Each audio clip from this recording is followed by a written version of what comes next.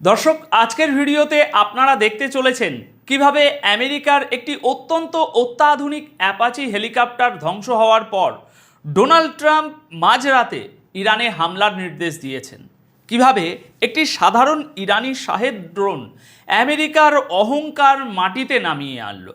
আর সবচেয়ে বড় খবর হলো কিভাবে ইসরায়েলের প্রধানমন্ত্রী বেঞ্জামিন নেতানিয়াহু অবশেষে বুঝতে পারছেন যে আমেরিকা হয়তো তাদের মাঝপথে একা ফেলে যাচ্ছে এবং ইসরায়েলকে চরম আতঙ্কের মধ্যে দিন কাটাতে হচ্ছে। তো চলুন একদম সরাসরি মূল আলোচনায় ঢুকে পড়া যাক। গত রাতে এমন কিছু ঘটনা ঘটেছে যা বিশ্ব রাজনীতির হিসাব নিকাশ বদলে দেওয়ার জন্য যথেষ্ট। আমেরিকার সেন্টকম আজ রাত ঠিক 3টের সময় আনুষ্ঠানিকভাবে ঘোষণা করেছে যে তারা ইরানের বিরুদ্ধে সেলফ ডিফেন্স স্ট্রাইক বা আত্মরক্ষামূলক হামলা শুরু করেছে। আমেরিকার দাবি অনুযায়ী তাদের যে অত্যাধুনিক অ্যাপাচি হেলিকপ্টারটি হরমুজ প্রণালীর উপর মিশন চলাকালীন ভূপাতিত হয়েছিল তার জবাব দিতেই এই হামলা চালানো হয়েছে। ওয়াশিংটনের প্রাথমিক তদন্তে বলা হচ্ছে একটি ইরানি শাহেদ ড্রোন তাদের এই অ্যাপাচি হেলিকপ্টারকে টার্গেট করেছিল। আর ঠিক এর পরপরেই ইরানের হরমোজগান প্রদেশ থেকে বেশ কিছু ভয়াবহ বিস্ফোরণের খবর আসতে শুরু করে। প্রেস টিভি তাদের রিপোর্টে জানিয়েছে যে ইরানি মিডিয়া অনুযায়ী সিরিক, মিনাব এবং এর আশপাশের বেশ কয়েকটি এলাকায় একাধিক শক্তিশালী বিস্ফোরণের শব্দ শোনা গেছে আজ, এবং কিছু কিছু জায়গায় ইরানের নিজস্ব এয়ার ডিফেন্স সিস্টেমও অ্যাক্টিভ হতে দেখা গেছে। কিন্তু এখানে একটা জিনিস গভীরভাবে বুঝতে হবে দর্শক, আমেরিকা এই এত বড় একটা হামলা করার পরও এটাকে নতুন যুদ্ধের শুরু বলতে নারাজ। তারা বারবার জোর দিয়ে বলছে যে এটা শুধুই সেলফ ডিফেন্স। আসল ব্যাপারটা হলো আমেরিকা একদিকে যেমন নিজেদের সম্মান বাঁচাতে পাল্টা হামলা করছে, অন্যদিকে তারা ইরানকে এই বার্তাও দিতে চাইছে যে আলোচনার দরজা এখনো বন্ধ হয়নি। এই তো মাত্র গতকালই ডোনাল্ড ট্রাম্প 37 বারের মতো বলেছেন যে ইরানের সাথে একটি চুক্তি একদম হাতের মুঠোয়, যে কোনো সময় চুক্তি হয়ে যেতে পারে। আর এই কথা বলার কয়েক ঘন্টার মধ্যেই তিনি আবার ইরানে হামলার নির্দেশ দিলেন। এখন এর মানে কি দাঁড়ায় তাহলে? এর মানে হলো আমেরিকা এখন চরম দোটানায় ভুগছে। তারা বুঝতে পারছে না চুক্তি করবে নাকি যুদ্ধে জড়াবে। হরমুজ প্রণালীতে ভূপাতিত হওয়া এই একটি অ্যাপাচি হেলিকপ্টার এখন আমেরিকা ও ইরানের স্নায়ুযুদ্ধের একেবারে কেন্দ্রবিন্দু হয়ে গেছে। দর্শক, এবার চলুন পুরো টাইমলাইন এবং এর পেছনের আসল সামরিক সমীকরণটা একটু মিলিয়ে দেখি। রাতে ডোনাল্ড ট্রাম্প হঠাৎ করেই ঘোষণা করেন যে হরমুজ প্রণালীর উপর টহল দেওয়ার সময় আমেরিকার অত্যন্ত অ্যাডভান্স এবং অত্যাধুনিক একটি অ্যাপাচি হেলিকপ্টারকে ইরান ধ্বংস করেছে। ট্রাম্প সেই সময় স্পষ্ট ভাষায় এই ক্ষতির চরম প্রতিশোধ নেওয়ার কথা বলেন। আমেরিকান ফোর্সেস ইরানে হামলা চালায়। নিউ ইয়র্ক টাইমসের মতো পশ্চিমা মিডিয়াগুলো আমেরিকান সামরিক কর্মকর্তাদের বরাত দিয়ে স্বীকার করতে বাধ্য হয়েছে যে এই অ্যাপাচি হেলিকপ্টারটিকে একটি ইরানি শাহিদ ড্রোন দিয়ে নিখুঁতভাবে একেবারে নিশানা করা হয়েছিল।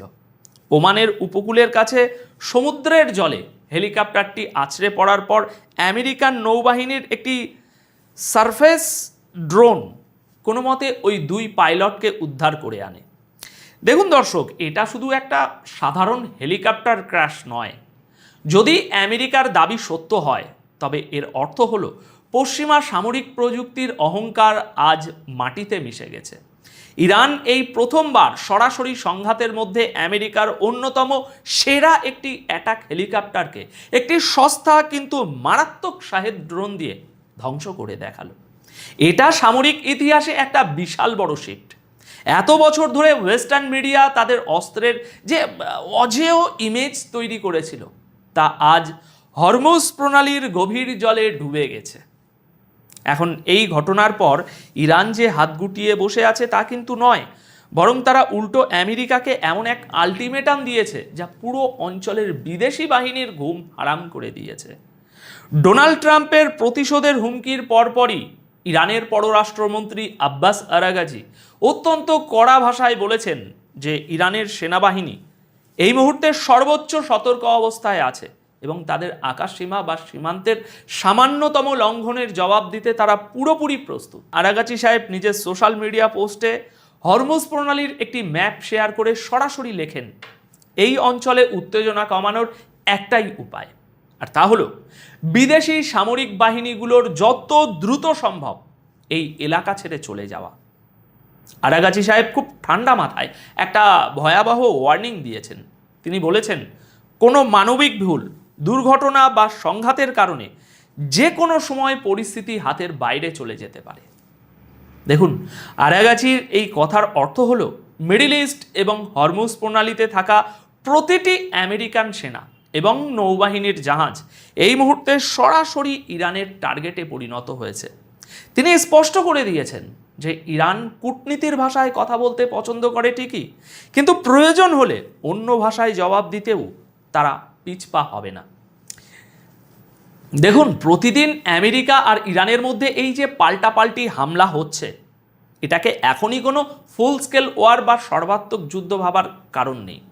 ভূরাজনীতির ভাষায় এটা হলো টিট ফর ট্যাট বা যেমন কুকুর তেমন মুকুর নীতি। একজন মারে তো অন্যজন তার পাল্টা জবাব দেয়, তারপর আবার কিছুদিন চুপচাপ থাকে।